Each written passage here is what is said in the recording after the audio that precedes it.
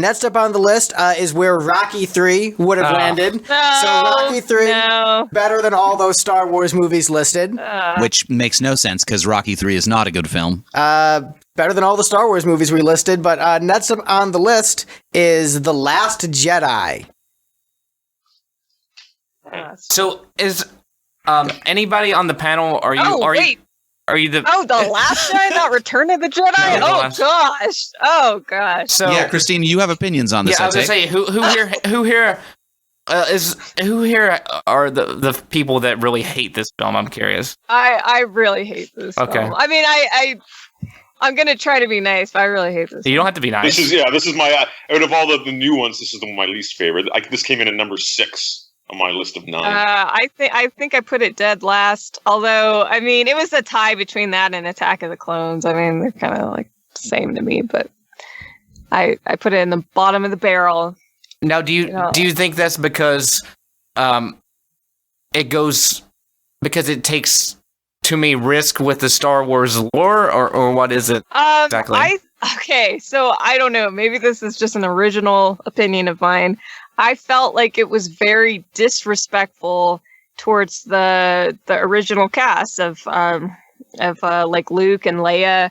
I hated what they did with Luke and Leia, and I felt like it didn't honor their characters at all. It felt really cheap to have Luke toss the lightsaber in a, like, it's almost like they're trying to create that Marvel type humor. And it just doesn't, I don't want the Star Wars films to be a Marvel film. You know, I like both of them for different reasons, but let's keep Star Wars. I cannot see Luke just carelessly tossing it as a joke. I see, but like they just want that as a joke, like for the audience to laugh at, like, oh, haha, that was so unexpected. But I kind of agree with that, but I think that shows that Luke's just given up on being a Jedi. Doesn't want anything to do with any of that. Right? But I don't feel like he would have disrespected the saber like that. I hated when he's drinking milk from that animal from the pit. That was awesome. Come on, that really angered me. I think Grumpy more Luke. so than like any of my other friends just casually like Star Wars. So, I was just like, you're really portraying him in a way that where you're just trying to get a cheap laugh from the audience. You're not respecting the character. I think it respects the character so much, and I think this is what you had to do with what drinking from the tit. Yes. Oh gosh. Because here's with what JJ set up, He finally got his blue milk. So let me just paint a picture for a moment. So all those battles that Luke fought defeating the Empire was basically for nothing because a bunch of neo-Nazis, new Empire, came up stronger than the first Empire, politically tying the hands of the Republic where they couldn't do anything about it. And so everything he fought for was completely useless. I'm saying this is where his character is set up, where his mind is. And in his mind, he's a failure. And his nephew turned to the dark side because of a failure that he views he himself did. He doesn't want anything to do with the Force. He wants to be a recluse because he views himself as having ultimately failed in his mission. And if you look at the world they placed Luke Skywalker into in The Force Awakens, if he was like happy-go-lucky or even just like, yeah, you know what, I'm motivated, let's do this, that wouldn't make sense given the way that world turned out. It wouldn't make sense for Luke not to be a curmudgeon, because otherwise, why is he hiding out on a planet far away where people need to seek him out? It would make he's in the same place that Yoda is on Dagobah. Yeah, I mean, they could have just made him training himself, like you're saying, like Yoda. You know, that he needs to be away from society and to really like focus his mind and his energy into like becoming the Super Saiyan of Jedis or something. You don't have to make him some like washed up has-been who just like gave up on life. Everything about that really bothered me. Hated that. If he was isolated because he was training to be the very best that ever was so that he could blow up the New Order with his mind, that sounds like an awful way to have written it. That sounds like something J.J. Abrams would do. I think it's better than what it was. No. And I don't even I'm not really a fan of this new trilogy. So I don't like the idea that they have this neo-Nazi that's even more powerful. I think it's more lazy Nazi. writing. I think it's it lack is. of creativity. It so I is. don't even like the world that they created. But at the very least, if this is what I'm stuck with, I would have rather him try to be a Super Saiyan than just like, I gave up on life. I'm going to drink milk from the tit of some weird animal. I just feel that's his character arc, right? Yeah, that's his character arc. By the end of the film, he's into it. I feel like people need to not blame Ryan Johnson for that and blame JJ for setting Ryan up and not giving him many choices. He ended on Luke. I'll give Ryan credit because I thought Grumpy Luke is the best. I thought him throwing the lightsaber. I thought him drinking milk from the tit of that weird creature. I think those were both great scenes. I loved them. When he's burning the Jedi scripts, he's like, "Fuck this shit! Let's burn it down." I'm gonna defend The Last Jedi in a lot of ways because I do think it set up a lot of really cool points. It set up a sort of interesting arc with Luke. I don't like him dying at the end. My favorite thing is that he actually disposed of Snoke. Now that's something that a lot of people have an issue with because we don't ever know anything about Snoke. But look at all the Star Wars films. We don't know anything about the Emperor. We don't know anything about a lot of famous popular characters. Boba Fett, anything. Darth Maul. We learned about Boba Fett, and it kind of sucked. But does that mean that you follow in that footsteps? But hang on. You know, like you should see that as a criticism. So that was a good criticism of, hey, they didn't do good character building. We should do better in these films. But think about this. It does do good character building because what The Last Jedi accomplishes so well, and this is relying on another film to follow through with, which it doesn't, is it disposes of Snoke saying Snoke's nothing, and then that's to build up Kylo Ren's character itself, and it sets him up huge. He is now the supreme leader. He's in the position the Emperor was in. So it does everything. It sets him up as the big bad of the trilogy, and I think that's a great, interesting idea that accomplishes this perfect. And what that movie goes off of is it's going off of the payoff that the next film is going to follow through with that. But the very first scene of the next film throws that all away and says, and it completely destroys Kylo's whole character by saying, no, actually, he has a boss still. He's always going to have a boss. He's nothing. So that is one of the interesting concepts that it does fall. Yeah, because it sets him up as like, no, he doesn't answer anyone. He is the ultimate evil. Any decision that he makes, he can't blame on a mentor figure. And so that gives all the responsibility with his sins with him and with no one else. And then the next movie is like, no, never mind. We'll give the responsibility to someone else so that way we can like him more as an audience member. Yeah. No, yeah. So so the reason why I'm very conflicted about The Last Jedi, because I have a hard time defending 100% because there are parts of it that I think are terrible. I think the Mary Poppins Leia scene is awful. And I think that I hated that she just became like a puppet on strings flying through space. Like, how are you breathing in space? How are you not? It just looked so bad. And then I was like, at least kill her off. At least maybe like she tries to save herself, but then she fails or something. And that's the thing. And they don't want to kill off anyone. That would have been the perfect moment to kill her. And that would have been and I think that would have been an appropriate way to kill her. Perfect way to kill her. She becomes a Force ghost. And the thing about that is that at that point they didn't know Carrie Fisher was going to die, so they're like, okay, well, you continue to use her. But they knew after they shot the film and they're editing. And that's what I'm saying. So that is a bad decision. So in my opinion, you have to go off of real life at that point, and before the movie's actually finished, she does pass away, unfortunately. So I think that Ryan should have looked at it. That just shows he wasn't willing to deviate from his plan, where he should have been like, okay, well, let's just end her character here then, because and take out these scenes afterwards, because really her surviving within that film doesn't do anything for the rest of the movie. It would have been an emotional thing. Could have even shot like one other scene where you have people like really mourning her to give it. But it would have been a perfect place to end the character. But instead, it doesn't work. And then when she gets Lassie Leia in the next film, and then when she gets to death in the next film, it doesn't have as much resonance. Yeah, it didn't land emotionally at all for me. It was just kind of like, all right, well, she died.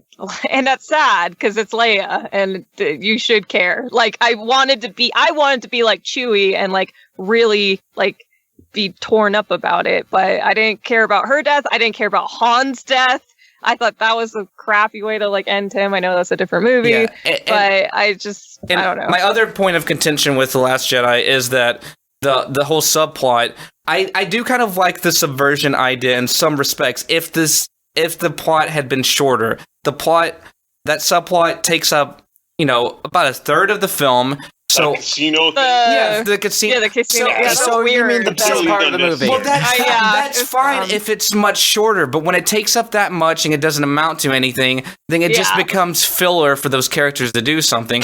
Also, Benicio del Toro is completely wasted. Let me defend the Canto Bight section for a moment, because I think this is absolutely brilliant, because every Star Wars movie is like the heroes go on an adventure and then they succeed. This is like... The theme of this movie is failure and how to respond to failure. And that entire sequence sets up the political class structure of these movies and like the military-industrial complex that makes sense, which is ultimately the real villain if you actually want to stop violence in this universe, which would have been a really interesting climax to take the next movie as opposed to just, Palpatine being back. So they actually set up interesting ideas that really challenge the viewer in, the sense of, black and white and where that gray area is and who ultimately is pulling the strings of these conflicts that continue over and over and how to break out of the cycle of violence. Benicio del Toro, his character just basically being a nihilist, saying, look out for you, don't care about anyone else, get what you can, is a great philosophical foil to the more black and white characters. And so I think that entire sequence is great. Some of the smartest moments in Star Wars, very unpredictable. And of course, nothing gets done with it in the next film. But they set up so much. And like that little kid with the broom at the end of the movie implying that, there's going to be some sort of massive societal change, that the Force is spreading to all these different people in different sections of the universe. Those are great themes. And I think the Canto Bight sequence, you need that for that. I understand it's a little bit lengthy for what it is. Those are deep, rich themes, but the fact that it's a Star Wars film, it goes on so long. Right, no, it's the thing is their themes too good for a Star Wars movie. Bullshit, man. It's like all the Disney bullshit. We got to put floppy-eared dogs and little kids with brooms and stuff. Oh. No, I think it's great. I think it's the most intelligent the series has ever been, and that's why it stands out because it's so much smarter than everything else. Touches on something there where it's a great film, but it's not necessarily a good Star Wars film. I think my best way of summarizing that is the Lightspeed suicide bombing scene at the very end. That was an amazing scene. It kicked so much ass and really resolved that plot in a really good way, and very fundamentally on a technical, the way they shot this scene and did the sound effects and things like that level, not a Star Wars shot. It was an amazing shot that shouldn't have been in a Star Wars film, but I'm so glad I got to see it. But it also, but that whole concept has an issue as well, and I have a problem with that because there's never, you're telling me in hundreds of thousands of years, no one ever thought, well, let me just drive really fast and someone else. Like, people would have been doing it all the time if you could just do that. Again, the Yuzhen Vong. I want to give I want to give a counter to what Steve just said about it being a good film, but not a good Star Wars film. I think if you're going to continue an episodic saga like this, you have to grow and expand and not just repeat the same beats over and over again. Mm-hmm. Tell that to Disney. Heyo. But that's why I think Last Jedi was great because it was taking the story to a deeper level that was a logical next step. If you're going to enter into this new phase where, like, what is a villain that is more difficult than the Empire? This complex, entangled economic system where there's this oligarchy behind the scenes, perpetuating these wars. And then how to deal with that is like the next logical step in this universe. And so I thought, wow, Star Wars has good writing. Weird. But that's why this trilogy doesn't work as a trilogy, because it needed to have the same writer and director for all the films, because even this movie, Rian Johnson's like, these lame ideas that JJ came up with, we got our Emperor, we got all that. Like, I don't want to do that. That's stupid. And fairness, he was right. Those were lame ideas. But the problem is, as much as Rise of Skywalker negates Last Jedi kind of negates a lot of Force Awakens as well. Right, but they're the bad parts of Force Awakens. I think it just doesn't work as a movie trilogy, though. It's the producer's fault, man. You can have different directors, and we'll see that when we talk about the original trilogy, but it's got like a cohesive groove that George Lucas kept, and I don't think that they had a producer to do that with these 3 movies. Like, we get gypped on a few things in this sequel trilogy. The big thing that pissed me off is that we didn't get at least, one scene with Han, Luke, and Leia. Yeah, I know. No, seriously. Yeah. It's like, give us one scene, even if it's a fucking ghost scene at the end. No, yeah, right? And in Last Jedi, we didn't get to see Luke swing a lightsaber. Like, come on, man. Like, he battles Kylo at the end, but he's unarmed. He's just kind of ducking and bobbing and stuff like that. And he's using a force projection thing, so he's not even there, which is kind of cool. Like that thing where I thought that scene was great. An interesting, when he got fired on and he just does that thing after the smoke clears and he brushes the dust. A Dragon Ball-esque moment, so therefore awesome. I think that was badass. That is one of the best fight scenes. Like, that has the same sort of weight as the Episode 1 kind of lightsaber fight, in that, like, that is the best ultimate development of Luke as a character in the context of a Jedi Knight. Is the most powerful Jedi, the best Jedi fight is where he doesn't fight. He goes in like full-on pacifist mode and says, "Do what you will to me, I will endure it as I must, but I will not fight you back." But I want to see... He's got Kylo just revved up, like just ready to like kill him. Right. And he's frustrated, and then he realized he was tricked. Right, and Luke's like, "See you around, kid," and he's just like, "Oh!" Right? That was just like some badass Bruce Lee shenanigans right there. It's badass pacifism. That's also like the generational thing too, because you've got the younger guy all riled up and energetic, and the older guy who's just he's more intelligent about it. He's like, "I don't have to do." Yeah, he does it. It's the same way that Obi-Wan goes out. Really, I think he goes out cooler than Obi-Wan does. Yeah. He takes what his master ultimately taught him.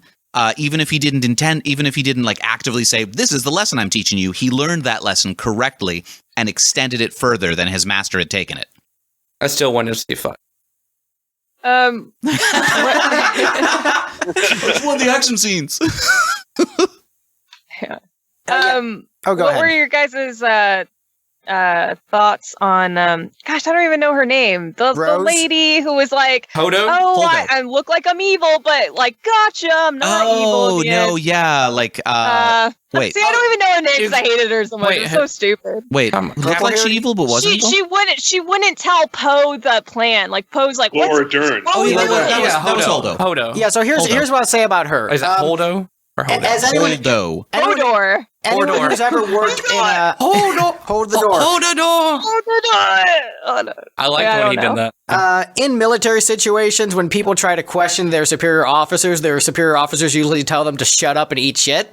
So that's actually pretty realistic in a military situation. Like, I'm the commanding officer, don't question me, I know what I'm doing. We're doing this. I think her people management skills were bad, though. To just I felt like it's for stupid. the sake of the movie, they dragged it out so that they could have a gotcha moment in the end. That's the part that really irritated me. That movie has several of the I gotcha. Well, this gets into Star Wars having bad dialogue again. Like, I think they could have made her dialogue better so that she had better people management skills, and Poe still, stuck his foot up, in his own mouth and did stupid shit to ruin things so that, she had to do what she did. I think it makes Poe completely unlikable. Does personally. I think they should have made him more unlikable by having her do a better job of managing him in a way that him rebelling against her was more unreasonable. Because, like, you do kind of side with Poe in that it seems he's got reasonable questions, and his questions are not being answered. Because if she had just told him what was going on, a whole lot of trouble would have been saved. It would have been like, she didn't even need to tell him what was going on. She just needed to tell him that she had a plan. Like, she never even said, like, you need to stand down. I've got a plan. This will be fine. Everything is going according to plan. Instead, she was just like, you need to just shut up and follow orders no matter what is going on. Yeah, but who is he though? He's not a general by then. He's just some like rebellious like fighter pilot, right? Like she's like an admiral. Yeah, he's a rebellious but fighter you're on pilot. the same team, and like, I mean, if you're about to, I don't know. I just felt like it was lazy drama writing. They like, should have just executed him. And I don't know. Do you have to explain your plans to every like hot-headed idiot who comes up to you like, I have a better idea? Like, no, You sometimes don't have to explain the full plan. You just have to make it clear that there is a plan. Yeah, which she did not do. You know, I think that She needed better Would've been people fine. management. She needed to make it more clear that she had a plan. And then that's my only complaint about her. Yeah, that's why I can't fully defend Last Jedi, because there's some things like that. They're it's just dumb. silly. Just But I would say they all have this isn't the worst Star Wars movie, and I think that it at least at bare minimum is one of the more interesting ones to dissect and analyze. for sure. It's the I only didn't like what's that girl that didn't get any screen time in this last movie? Rose. Rose. I thought she was too Disney. She felt like almost like she could have been a Disney princess, and they As a plopped fan her of into Disney this princesses, shut up. Let's be honest. Most of the people didn't like her in the movie. They didn't like the fact that they felt like a character was thrown in for diversity. That ultimately it didn't do a lot for the plot because she was part of that whole Canto Bight subplot. And so people were like, okay, this is just silly. Like, this is just... It's just, they were like, oh, Disney pandering to people. But I thought that Rose offered... diversity. I disagree. It's also, let's have another female and a strong lead. Like, I mean, I love, obviously, I'm a woman. We're also glad to the have biggest women characters. misogynist I on the want them to panel, as we've established. Token I want misogynist. female characters to make sense. Like, don't just make someone female so that you're like, oh, see, we're trying to be equal. But this is Star Wars. None of the characters really make sense. I'm going to stand up for Rose for a moment. I think that Rose is actually a good character. Yeah, I think. And I think what she offers is the ground level average resistance member who maybe isn't the smartest, who just like has a big heart and wants to do the right thing. And I think she is a believable female character in that, like, she has a lot of feminine qualities, but I don't view her as a Disney princess. Fine. I just view her as like the good-natured Hufflepuff, who is just trying to do the right thing, isn't the brightest, but has a heart and is trying to do what she can. And I think having a character like that where, like, her entire thing is that she's not like this skilled badass. She's not overly feminine. She's just like the average person trying to do the right thing in this gigantic situation, which I think is an interesting perspective that we haven't seen as much of in these movies, because it's always like, I'm average and I'm also a space wizard. Like, it's just like, here's the average do-gooder, and I think that character perspective is important, and I think she offers that. And I don't think making her a woman or making her Asian, I mean, yes, it's more inclusivity, but I think it's more just, what's more interesting to me about her is what she offers as the POV of the average resistance member. Okay. Well, what did you think of when she has that almost dying moment? I wish she would have just died in that moment too. And that's like, what, actually kill people. But they don't want to kill anyone. But like, when she's like, "Oh, you do things for love or whatever." And that's what I was gonna bring up, because I like the Rose character as well, but then I feel like the movie kind of blows it. It kind of blows it by not letting her sacrifice Finn, because then she puts everybody else's lives in jeopardy by doing that, which is kind of messed up. I honestly wanted Finn. I think that would have been a really interesting, cool story twist, that he sacrificed himself and now what, right? Like if they would have killed Chewie off or something, that would have been an interesting twist, and it would have been really heartbreaking to be like, I was the one who killed Chewie. Oh my gosh, like, how do you handle that, right? If Finn sacrificed himself, that would have been a really interesting twist. But no, she's gotta like, oh, I gotta do this for love. But then she doesn't even die herself. Like, just Disney just doesn't want anyone to die. Her thesis was that, like, you don't win by dying for those who care. You win by, I don't know, living on or something. Yeah, by living and, helping those you can. Well, that's the Star Wars mantra. Like, nobody dies. Like, even all that's what I mean. I'm just criticizing, like, they don't want to kill anyone. You can only kill people who can come back as ghosts. Sure.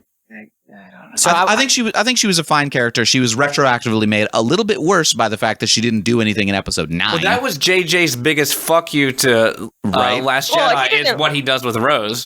That was I heard he didn't really like her character, so he just decided not to do anything with her. That's what I heard. But I think I figured out the way to fix this trilogy.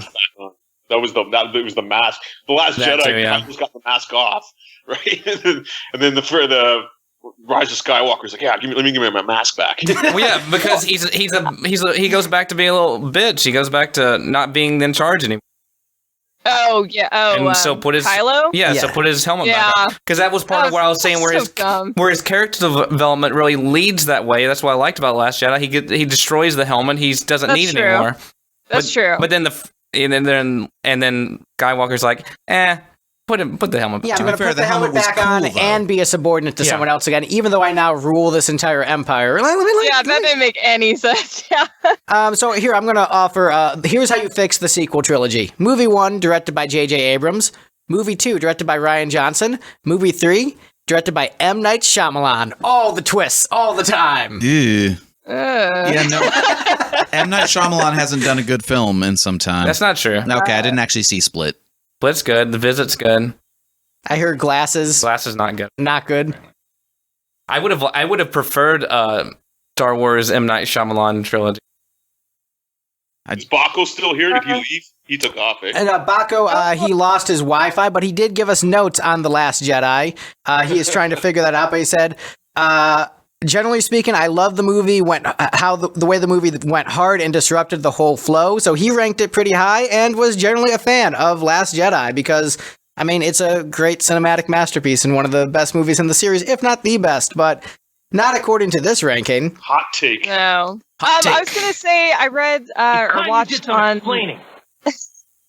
I watched online where they said that they wish Rose and Lando, like in the Rise of Skywalker, would have done more in terms of rallying, like, because like it didn't make sense of like, oh, we're gonna go find people to come fight for us in the end, Well, right? yeah, And they're like, that's a huge issue too. we should have seen them do that, like do the diplomatic, like, hey, you guys, like we gotta like let's rise up together. That would have been a really cool, interesting side plot. That's in that another- There's just movie. way too much going on. Like they got 40 characters. No, each of I them mean- gets a side plot. Well, Like, that's why I love That the movie original was a hot trilogy. mess, Like, but that would have been more But interesting. that's another thing that Last Jedi sets up. The Last Jedi sets up that this rebellion is at the end. They don't have many people left. People don't want to support them anymore. They're totally screwed. And so that sets up another interesting dynamic for the next film, which Rise of Skywalker ultimately They did nothing with. They ultimately fixes by Lando riding around in the Falcon for 20 minutes and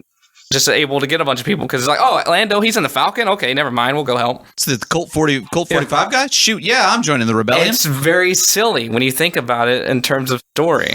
Yes. well, the whole thing is silly. Like the whole he's fighting an empire of what 10,000 troops. Like where did they all come from and stuff like that? Right? Yeah. Which whole Well, thing is yeah. silly? The plot or the bit where we've been arguing for 2.5 hours Oh about my a God. series of children's films? Okay, know. let's, What's Let's that? be honest. I'm so tired. Do we have to do the rest? Yeah, we still. well, let's just do it quickly. Yeah, You next can only up- leave if your Wi-Fi drops out, Okay. Steve. Top three. Let's nail it, man. Oh, yeah. So next up, we have A New Hope, Episode 4. I think. All right, let me kick Yeah. this one Yeah, off yeah, because go. I saw this one first. Okay, so Yes.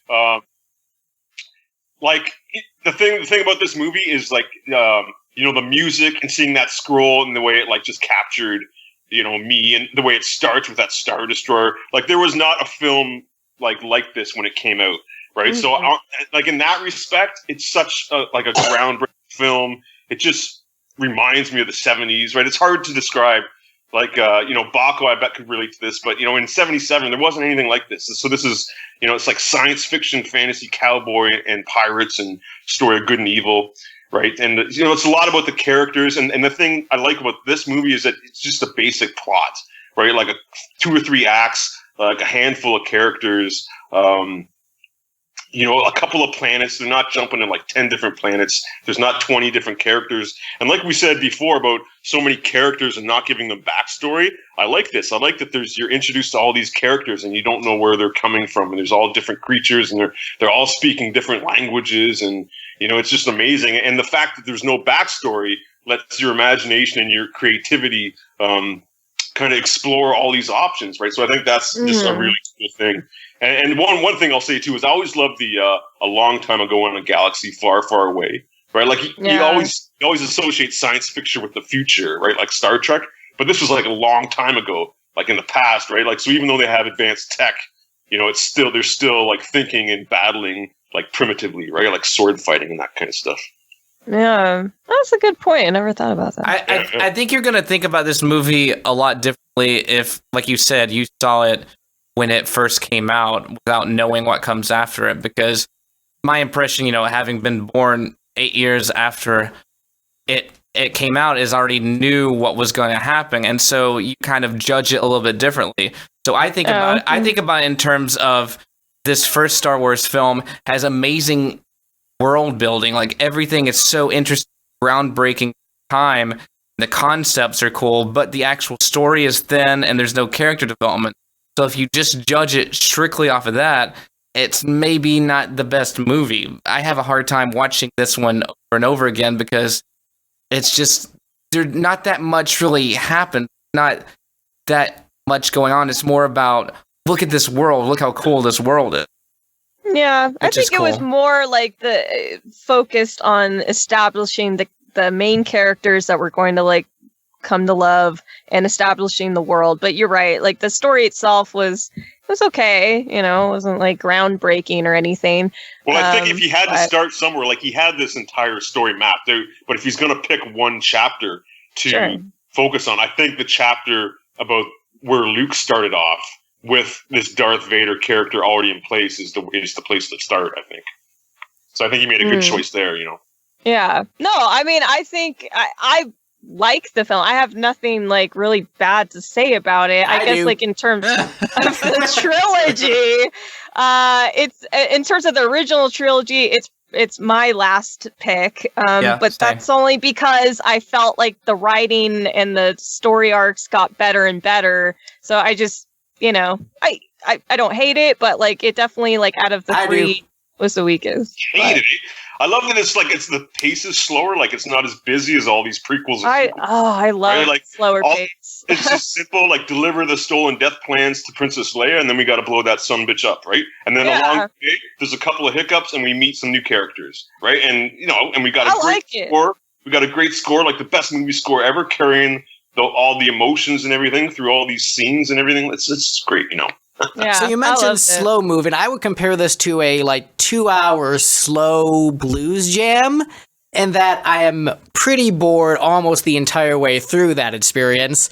You millennials and slow attention, man. Come on, man. But I was That's gonna true, say, man. but do you think it's because you're so used to modern cinema of being super fast paced that this seems really ancient and old and slow to you? Dragon Ball, all that shit. Here's what I'll say. Nobody's even screaming for 30 minutes straight. Here's what I'll say. I'm going to compare it to a movie that came out a year before that I love and adore, Rocky 1. One of the best films of all time. So it's not that I don't like movies from the 70s. I just think this one is slow and boring. But there's two really excellent moments. One is Jabba the Hutt from the expanded edition. That was pretty cool. Oh my god. That tail step scene? Yeah, that tail step scene was great. And the trench sequence is an undeniable classic piece of cinema. Okay. But otherwise, I'm kind of bored and I can skip it. I don't know. Anyways, I haven't seen it in a long time, but I don't remember feeling bored by it. Go back. I like that it has a simple. The problem with the last movie, the Rise of Skywalker, it was too many ideas crammed into a short period of time, and so you have to be editing like crazy and just move. There was no time for real character or relationship development in that movie. I think the one moment that was kind of slower paced was when Poe was talking to that female bounty hunter. That's the only time that I kind of remember. Maybe Finn when he was talking to that other character who. It's not really important, I guess. I don't know. I mean, it was just those were the kind of couple moments. Or I will say the one moment where I thought kind of worked in Rise of Skywalker was when, oh my gosh, Rey is fighting on that water ship. And then there's that moment where oh crap, Kylo's hurt and I'm going to heal him. Those were the only slower moments that I felt okay, thank you for allowing me to breathe. I personally, for me, I need that to really feel satisfied in a movie. I really want to soak in more of the emotional connections and Exactly. It's a movie. and stuff. It's telling And a that's story. that's what The New Hope. I like that It's it's all simple. the slow moments, and that's the problem. It's just like slow moment But A after New Hope slow doesn't. moment. Yeah, it just doesn't tell that much of a story. Like, you're acting like it takes time to flesh out a really deep story, but Like, there's not a if deep you story. want- It wasn't Yeah, a but deep. this No, is it Star wasn't Wars, a. man. Okay, there wasn't a deep story, but it was When- at least. Talk about the prequels and the sequels and how of a mess of a story it is and how the plot doesn't work and there's all these problems and issues. Like, there's none of that in the original trilogy. Like, you can't poke holes in any of it because it's a simple story. Oh, you can And, poke like- holes in But you later can on. you can poke holes in the directing and pacing of it. In that, I loved these as a kid. Story, man. There's no story holes. I mean, sure. I'm Well, you're talking about as a trilogy as a whole. You've got like the kiss between Luke Luke and and Leia. Leia. You've got the fact that she ends up being his sister, even though there's. But they didn't know that back then. They didn't know that. Yeah, back then. Exactly. Of course they That's what I'm didn't saying. know that. Well, that's what I'm saying. There's So there actually are biology holes. behind that. Is that there is a repressive feature to a sexual attraction to people that you grow up with that makes it so that even though you tend to be more immediately attracted to people who are genetically similar to yourself, you're not attracted to your siblings because they're too close. And that whole kiss, she was just kissing Luke to make Han jealous. That's I mean, it was kind of Yeah. a fake. She wasn't, like, from a kissing girl Luke, she perspective. was attracted to him. She was trying to make Han jealous. Oh, she was attracted to Yeah. him. But there's No, also I this didn't- the scene where he grabs her and they swing across, and there's kind of like a little bit of sexual tension. But the point is because No, there's no tension. I didn't really. because the reason for that is once they get to Return of the Jedi, originally they had planned on another character being in that film who was going to be the other sibling, but that ended up getting nixed, and so I think that they already were going along with that. So they're like, we'll just make Leia be that, just because. So it just happened. So there wasn't a plan for that. Movies change. Oh, really? I didn't know about that. No, doesn't Obi-Wan mention on Dagobah and Empire? Yeah, that's And why. by that time, That's what I'm saying. Yeah, they're Leia's flirting with Han all by the first moment of that movie. but George Lucas was originally planning on a completely separate character that they ended up nixing. Oh, He really? didn't want to Mhm. include another woman with Yeah. with lines of dialogue. Whatever, Damn. that's all. That never happened though. But what we have, I think it all holds up, man. Like, so I will deflect any story holes Well- in these original trilogy. But keeping it with Leia is like an interesting plot twist, Like, would it have been as interesting if they just created a whole new female character? I am your father, and I am your sister. Yeah, It's awesome that she fell for Han, who's like the total opposite to who she should be with, right? He's a scoundrel. Yeah, well, opposites attract, and girls like bad boys, so it totally makes sense. I loved it. And he won her heart over, right? Like at the end of this film, like here, all she cares about is this rebellion and this blowing up this Death Star, right? And just when all hope is lost, here comes Han back to save the day, right? And at that moment, he captured her heart. Oh, I think- yeah. You know what I mean? Like, so that's like you can see when she's looking at him when she's putting the medal on him at the end. It's Yeah. fucking awesome. Maybe that's why Luke ends up being so grumpy at the end of his life, because the only woman he ever gets is. Oh, sick burn. Dang. Well, like in the book series, though, he gets married to Not like canon. Yeah, not canon. Oh, it's not okay. Not Sorry. anymore. Jedis are supposed to be celibate, right? But also, Wait, some they of the are? book, I didn't know Yeah. that. Yes, that's Yeah, for sure. the whole Oh, I like, didn't. Yeah, Catholicism they're supposed to be thing they have monks. going on. Yeah, it's Yeah. supposed to be like monks. some Oh, okay. I didn't some know of the that. books make the attraction between Luke and Leia much more explicit. In the books? Oh, Yeah. They're just pervs, man. Come on. So it's a precursor to Game of Thrones. Right? Awesome. What was I haven't read a lot of Star Wars books, and the author who wrote this one is a bad author, but Splinter in the Eye of Time, there was a lot of like him, very distinctly eyeballing her. Ew, and- okay, that's creepy. And I don't know. George Lucas actually, I just recently found out about this, but when he came out with Star Wars, Splinter in the Mind's Eye? he had like he has a small book or a small like story outline thing that he put out, and because he didn't know if they were going to ever be able to make a sequel or not, and that apparently had more of a fleshed out romance. Yeah. But I don't. Oh, I don't, really? Yeah, I don't know. Oh. Splinter you know of what? the Mind's Eye. That's it. But Alan Alex- Dean Foster, shitty author. Here's what I'll say: as writers develop their stories, they're allowed to change Yeah, and for develop sure, of ideas. And so Yeah. I think that ultimately the Leia-Luke relationship as siblings works in retrospect to the series. But what I will say of this movie is that when I think about it conceptually, it's like, this should be a great movie. And then when I watch it, I hate it and I want it to be done. It's just, it's so slow that I don't enjoy it. The acting is wooden and awkward. Harrison Ford is not actually good in this movie. Oh, I disagree with that. Oh, you're wrong. No, I love totally Harrison wrong. Ford. It's amazing. Greg- He's outta kind here. of, Oh, he's kind of, sexy as hell. he's kind of whiny and annoying. Oh, what? No, Whiny? that's Luke. That's whiny. No, he's- Harrison- Yeah, well, Luke is whiny. What are you talking about? No, Han is complaining a lot on the Millennium Falcon, pretty much nonstop whining from Han Solo in this movie. He gets a little bit more rugged as the series progresses, but in this movie, him and Luke, both kind of annoying. Carrie Fisher, kind of sassy and fun. Alec Guinness, Yeah, too good for I the like movie he's in. Way too good Let me- for the let me- movie I mean, he's to be in. fair, Alec Guinness knew it. Yeah, Right, he didn't he want to did. be. He phoned it in. I got a question. So because you were saying that you can defend anything in the original trilogy. So how do you defend the part then where do you think Obi-Wan's just a huge dick then when he tells Luke that Vader kills his father instead of the fact that he is his father?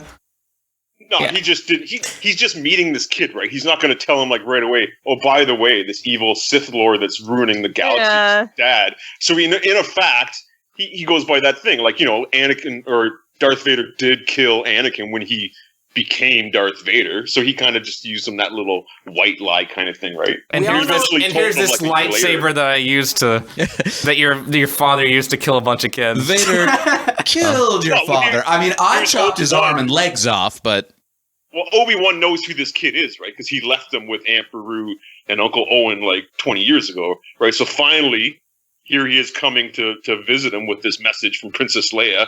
And he's like, all right, this is the moment I've been waiting for. Now I have his father's lightsaber. I'm going to give it to him. I'm going to baby step him into this world of the Force and see if this kid can handle it. And I think it's a beautiful story, right? Yeah. Awesome. no. Right? Yeah. Does that make sense? I think it's. I also think, like I was talking about unintentionally funny earlier. I think that the fight scene between Obi-Wan and Darth Vader is kind of fun, but I think that's just because we're used to later cinema and how fights go down. So like these two old guys like poking each other with a stick is just kind of humorous. I'm okay with it because it reminds me a lot of a traditional kendo match, and so it does. It implies that these are two master swordsmen who are really focusing on economy of motion and only the movements that matter. And so I'd like to think they have the ability to do the crazy flips, but they are just in this very intimate chess game. So actually, I don't mind that. Here's me sticking love up for a new hope. hot take. And I love the moment. I'm insane with anger. I love the moment where Obi-Wan lays down for Vader too, because then it's right at the moment where he sees that Luke is watching, right? So he goes, "Okay, I've taken Luke this far," and he's talking to Darth, and he probably knows he's gonna lose to Vader, but he's like, Darth, if you kill me, I'm just gonna become more powerful. And when I become more powerful, I'm gonna be this Force ghost for Luke.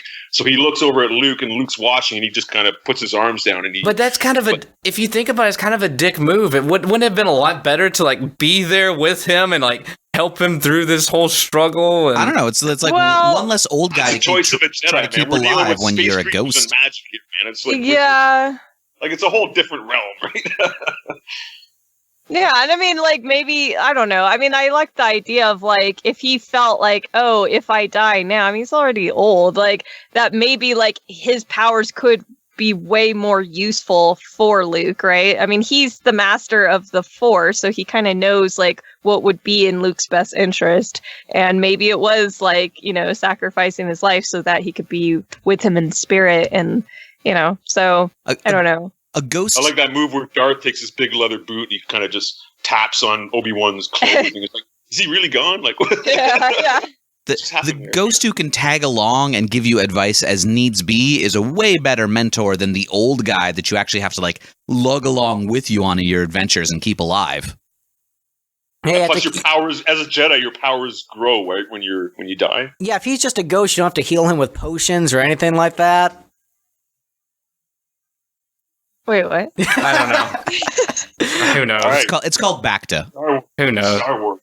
All right, so Number two.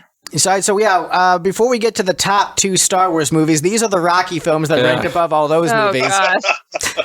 Rocky 2, Rocky Balboa, Creed, Rocky 5, and Creed 2 are all better than the Star Wars movies we talked about. Next Star Wars film on the list is Return of the Jedi. Nice. I put Return of the Jedi as my favorite one. I get why people don't like it, but I think it has coolest lightsaber battle, and I also always Absolutely. Yeah. I just always really liked.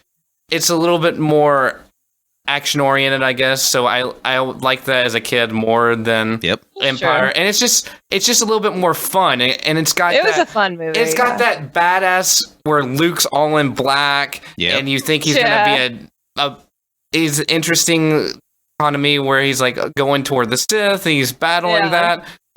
So I find it a little more intriguing. People don't like the Ewoks though. That's the problem. Also, it's the only Star Wars. I love the Ewoks. What? It's Who the only doesn't like Ewoks? It's the only Star Wars film featuring Warwick Davis, star of the much better film Willow.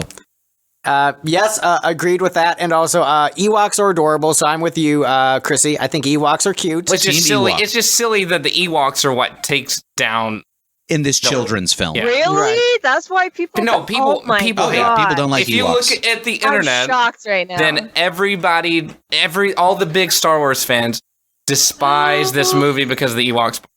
Grown-ass adults. I like the Ewoks, man. Well, I saw this movie when I was 9 years old, and I love the Ewoks. Right? And I'm love 45 Ewoks. now, and I still love the Ewoks. They were the baby Yodas of that time period. Like, oh my gosh. I'm Also, so shout out to sorry. Porgs. They're cute. But if you think about that, though, if you think Cute about and delicious. watching these films as you're growing up, watching them develop, waiting 3 years in between each movie, and everything is solved by these teddy bears, it would be kind of shitty That to seems like see a Disney thing to do. Everything Wait a was minute. not solved by the teddy bears. Everything was solved by teddy bears and Han Solo and Princess Leia and Right. Yeah. R2-D2. Yeah.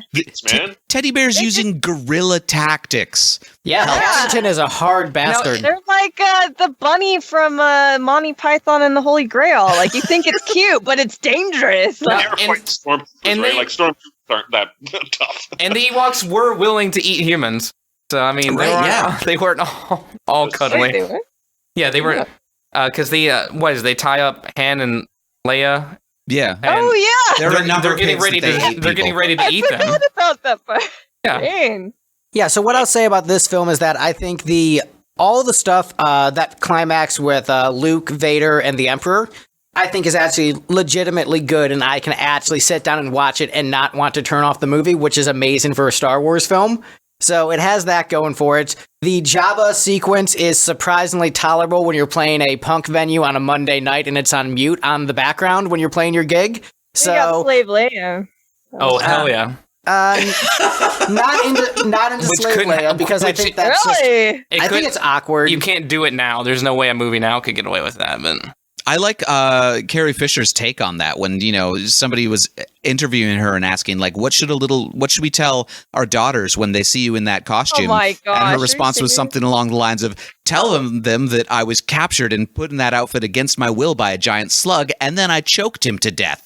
Yeah, I don't see anything wrong with that. That's Like, that's what she, happened. yeah, that's it. Literally, that's exactly what happened. Right. You know? The costume itself is an act of disempowerment of the character of Leia, but then she takes her power back by killing her Yes. captor. Yes. So I see nothing wrong. I guess if she hadn't choked him out, right? If she hadn't been the one to kill him, then Yeah. maybe it would have been like kind of creepy and like sad of the director and the writer to have written I mean, this let's be for honest, her it's still character, creepy but- and sad. Considering they how much- justified it in the plot. But I mean, literally, How's that that's what creepy? this giant slug is. He has these women. He oppresses women, right? And then he eats them. I think, right? So, I mean, I didn't see anything wrong with Puts them in it. a pit. It may, yeah. Oh, yeah. He puts them in the pen and stuff. But like, it goes with this like creepy, horrible alien guy, which is Jabba. So it made sense that like he captured her. I'm gonna oppress you. And then she's like, screw you in the end. Like, like I'm a badass. I've always been a badass and I'm going to kill you and get my revenge. And, it works. I thought it worked fine. I And think all the creatures at Jabba's palace, and there's like no CGI here, right? So it's all people in costumes and puppets, right? I So like that. looks great, and we got this we got this great musical number by Cy Snoodles, the band at Jabba's Palace. Now, this is something I have a problem with, because in the special editions, like, Lucas has since removed this scene, so I don't even know if you guys have seen this one. Really? Yeah. There's this song with Cy Snoodles' band.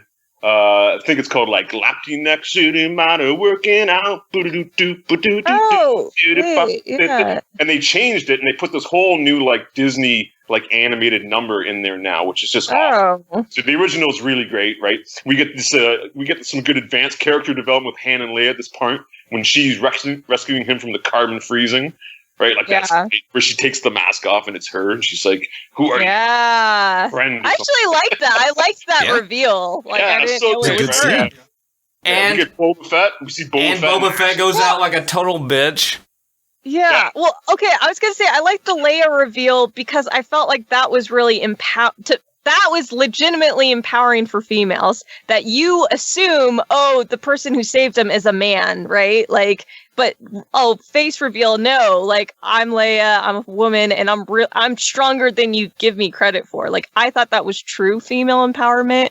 So I thought that was really tasteful and that was really cool. And it was a good, like, not gotcha moment. It was just a good, like, subverting your expectations. Like, that's a good way to do it. And that was perfect. So speaking of empowerment and whether or not the director or producer is a creepy thing, so I double-checked this. Obviously, we all know that George Lucas loves Japanese cinema, right? You know, what was it? He does. What was it? Yojimbo was the basis for episode 1? Well, wait, for episode 4? 4, yes. Well, that makes sense. And Vader's helmet is based off of a samurai. Right, so he watched a lot of Japanese cinema. The early 70s was when the female revenge genre sort of emerged out of Japan with Lady Snowblood and Female Prisoner, etc. So it's distinctly possible that, like, Leia being captured and semi-sexually exploited and then escaping and getting revenge is an homage to that. But he might not have talked about it as much in interviews with children's films. Sure. No, that's interesting. I didn't know that. Well, hey, we've only got one film left on the list. Spoilers, it didn't win the ranking. Rocky and Rocky 4 ranked above it. So Rocky 4 is actually the winner of this episode. But let's go through the list from Rocky 4? Come on, man. It's biased. The best Rocky, yes. Yeah, look, your votes are in that, Lee. It's your fault also. Rocky 4 won our Star Wars Rocky crossover ranking. But to be fair, Rocky, but Rocky 4, I don't know. When compiled with everything else, Rocky 1 and Rocky 4 fall between episode 4 and episode 6. Yeah, so if we don't give Rocky any handicaps, or rather give it the handicaps of only 3 people voting on it. I mean, I feel like Rocky 4 is the third best film in this series. Following the normal rules, 3 people didn't care enough about Rocky to vote, so it gets 0 points from them. Yeah, so I haven't seen the series. So I haven't seen any. They're actually mostly very good, except for number 3 and Balboa, which are hot garbage. Yeah, that's my number 2 and 3 movies there, Balboa and Rocky 3. Yeah, look, I think the Star Wars films would have been way better if Luke had to battle WrestleMania 1. I just think it would just be a better series. I mean, Mr. T would have been pretty awesome in these films. Yeah, agreed. But anyway, from the bottom to the almost top. Attack of the Clones. The Phantom Menace. The Rise of Skywalker. The Force Awakens. Revenge of the Sith. Rocky 3. The Last Jedi. A New Hope. Rocky 2. Rocky Balboa. Stop it, Greg. Just skip it. Rocky 5. Creed 2. Return of the Jedi. Rocky 4 and Rocky 1 are better than this next film, but according to this panel, the third best film in this series of films is The Empire Strikes Back. Yeah. Yeah, The Empire Strikes Back. Your drum roll is late. Dang it, Greg, how long have we been doing this? Rocky and Rocky 4 are better than The Empire Strikes Back, but we can talk about this movie. It has Billy D. Williams, so that's cool, I guess. Sky City's kind of cool. Well, Yoda's cute. What's really interesting about this movie is that because Star Wars, the original one is such an uplifting experience, and this one, what is so cool is that it's very dark. It ends where everyone's just kind of like all the characters are in turmoil. Everything just sucks. It's the Frozen 2 winning. of the series. I'm gonna ignore everything he says. So it takes on a completely different path, which is cool. It's the Rocky V of the series. You think that Lando is a good guy, and then he screws him over. Kind of switches sides again, but he's a dick. Everyone's kind of a dick. You've got this. People really like the Boba Fett character, which I never really got the pill. He's this. He's just. He wasn't fully fleshed out. He looks cool. He looks cool, but he doesn't do anything. He looks cool. Backpack's got jets. He's a cool-looking toy. He bounty hunts for Jabba Hutt to finance his vet. So, and then obviously people love.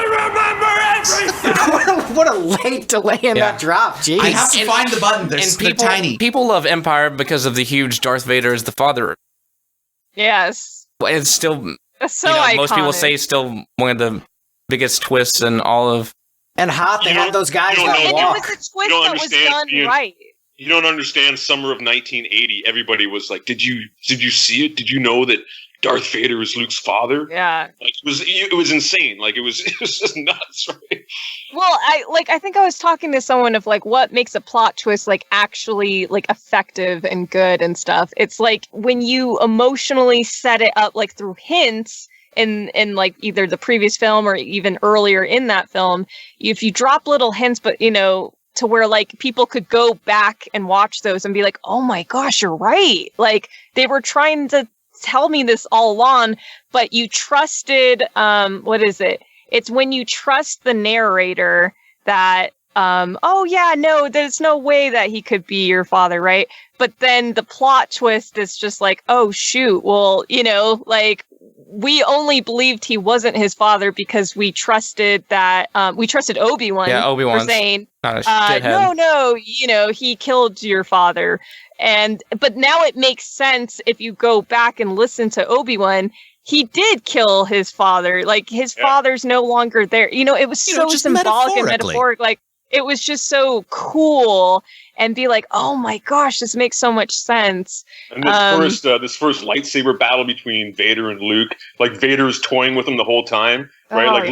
Luke leaves Dagobah early. Like Yoda's like, you're not ready, but he's like, I gotta save my friends. And you get the feeling like during this whole fight that Vader could just snap his fingers and crush him at any time. But he's just playing with him, right, with his mind. He's trying to, turn him over to his side.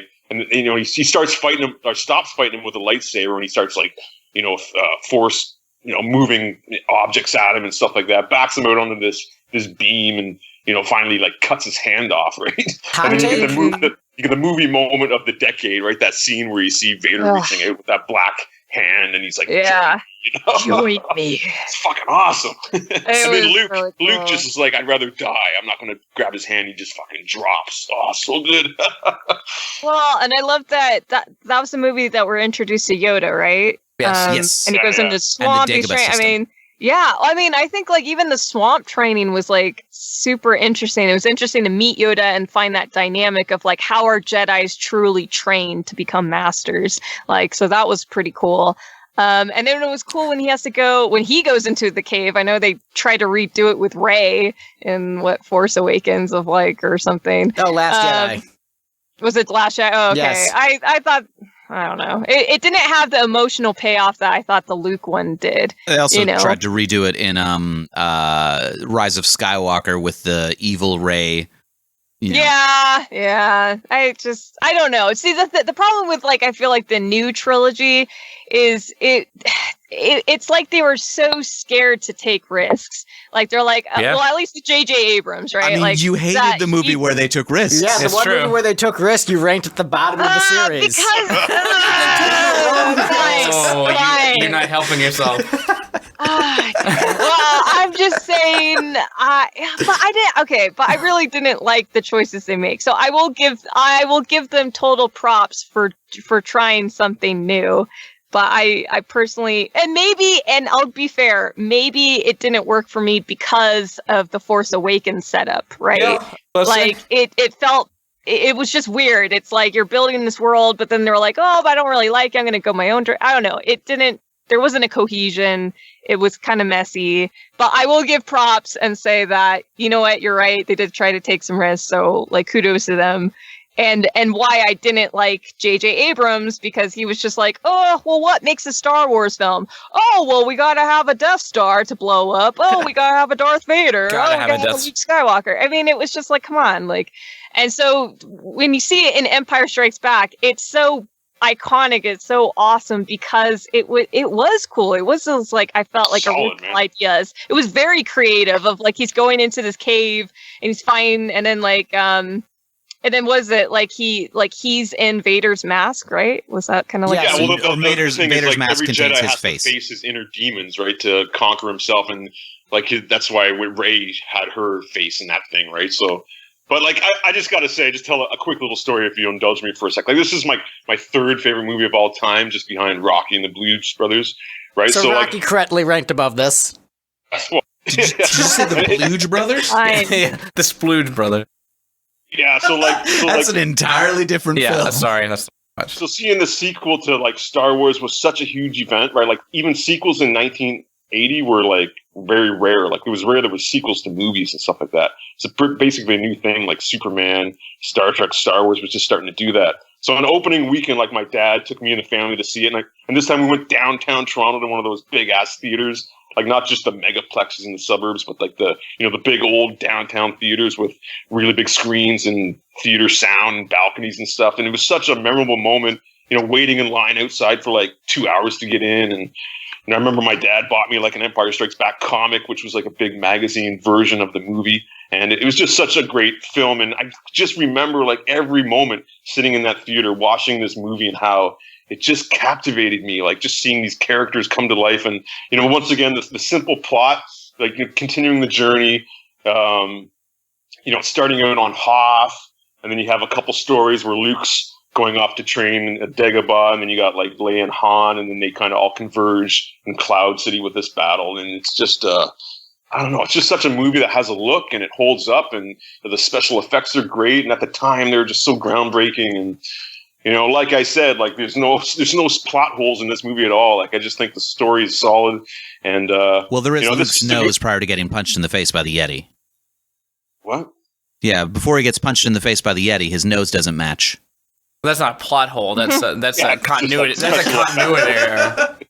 Yeah, and I think this was a good idea that Lucas kind of passed off the director's chair to his an outside director, Irvin Kershner, who was one of like his mentors. And he kind of like took his own take on it while George still produced it and like still kept some of the story intact. That's why it's better than A New Hope, because I think Lucas is better writing. Yeah, I think Lucas is best as a producer, and when he he comes up with an idea, a story, a concept, and then let everybody else kind of like write dialogue. That in, and just so many great moments in this movie. I just love this film. And that's proof of that. And I will even say that you're talking about the training scene. I think the Yoda character itself is kind of a risk, and it's a very creative thing, because who thinks about this tiny little Muppet-looking thing as being a great Jedi? That's a huge, judging by his size, do you? Yes. Yes. Yeah, it's great. Yeah, I think the ideas in this film are great. I still don't actually like watching it. It's painfully boring and slow for me, but it did. Millennial. But it did inspire Frozen 2 to a large degree, so I'm eternally grateful to it. But yeah, that's my thoughts on the Hoth this sequence on Frozen 2. Yeah. All right. What about that scene on Cloud City when they're going for dinner and the door opens up and it's Darth Vader at the end of the cake? Yeah. That was pretty cool. Right. Well, and okay, hold on. Like, sorry, I got my uncle's trying to text me right now, but the whole romance between like Han and Leia. Sorry, I'm the like only girl here, but I have to like shout that out. Like, I loved that. Like, I love you. I know. Oh, so great, right? Yeah, that's what he would say. That's what he would say. Yeah, because he's a dick. No, exactly. Yeah, I love the fact he's a dick. That's what she loves about him. I thought that was really clever, right? Like, it's such a simple change, because I think the original script, he was going to say, I love you back to her. And so it was just like, it would have been just a whatever forgettable moment. And then from what I have heard about it, so I don't know if it's completely true, but I heard that, who's the actor? Harrison Ford. Harrison Ford improv that line because he read it in the script and he was like, this doesn't seem believable that Han would say this, like knowing his character. So he improv'd in the moment, I know, and then they kept it. And it feels so right. You know, like I was just like, oh my gosh, like that's like that's well, just knowing his character, like, I don't know. Well, I didn't see Solo, so I don't know. But like, you know, he doesn't seem like he's a very emotionally available guy who's been in a lot of relationships, right? You know, like I like that part where they're fixing the Falcon and they're like flirting a little bit and C-3 I love cock blocks him. But then she's like, she's like, don't touch me. And he's like, oh, my hands are dirty. And she's like, my hands are dirty too. Yeah. Oh my gosh. Sorry. I love it. Oh gosh. I think that's why. That's a big reason why I have to put it first, because I'm a sucker for romance, and I really loved what they did with those two characters. So I mean, their romance is okay, but it's not as good as Kylo's and Rey's romance. Am I right? No, you're not. Gotcha. You got me. Yeah, Kylo and Rey. You know, I didn't. You know, what's funny though, because everyone was like, "Oh, you're such a sucker for romance, Chrissy. You probably hated when."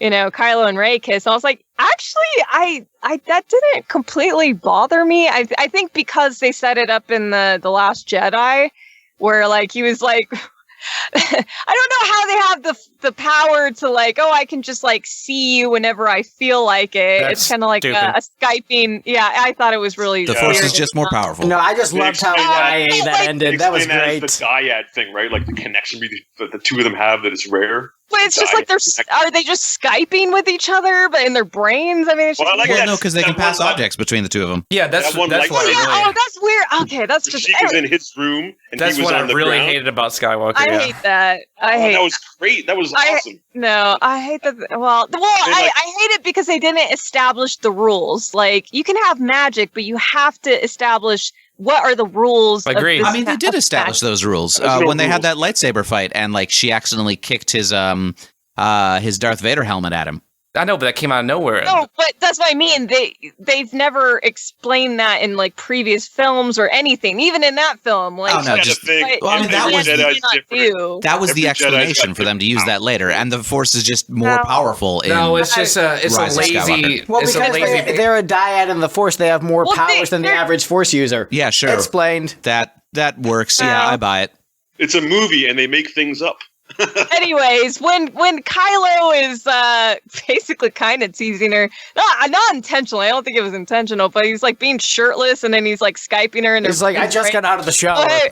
Yeah, I just got out of the shower. She's like, whoa, could you put on some clothes? I was like, yep, nope, they're gonna hook up. I just knew it.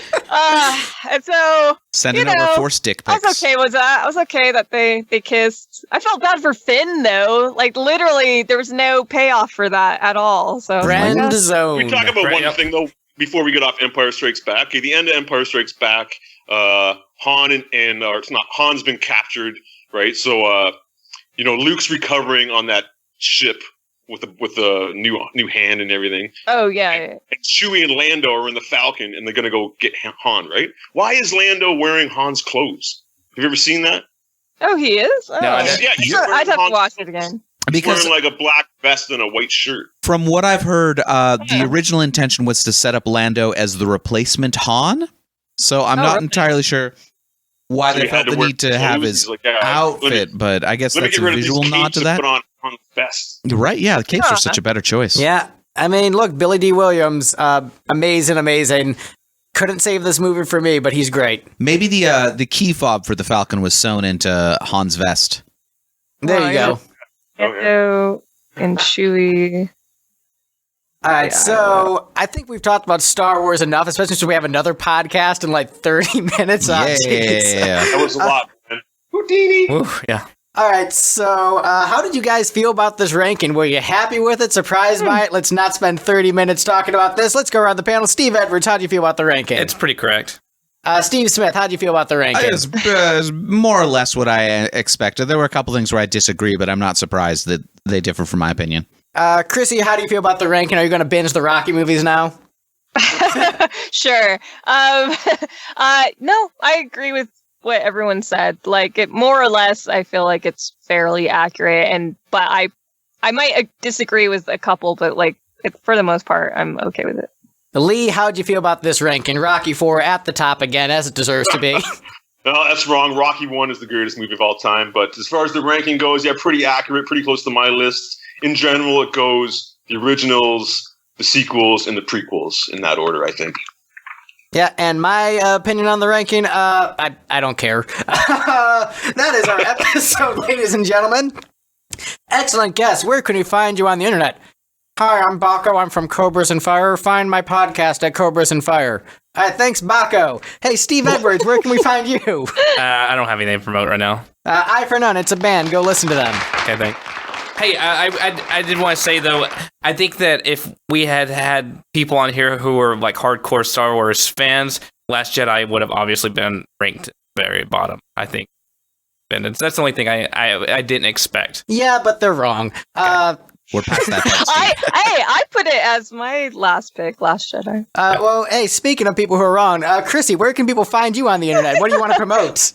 Yeah, I don't know. You can check out my Facebook page. It's my acting page. It's just type in Christine with a CH and then Monet, like the painter. So you can find me there on Facebook. The applause drop's being real mean to people right now. Yeah, give her the good applause. It's her first time on the show, Steve. Come on, RNG. You can do it. It really doesn't want to. There we go. Hey! And Lee, where can people find you on the internet? The website is trampslikeUspod.com. Podcast is Bruce Springsteen, Tramps Like Us. So check it out. Apple Podcasts, all that stuff. All right. Enthusiasm. And Steve, where can people find us on the internet? They can find us at lipstickgeneration.com and anywhere where fine Lipstick Generation products are sold, or wherever you listened to this podcast, you can subscribe there and listen to more of them. That's our episode. Bye.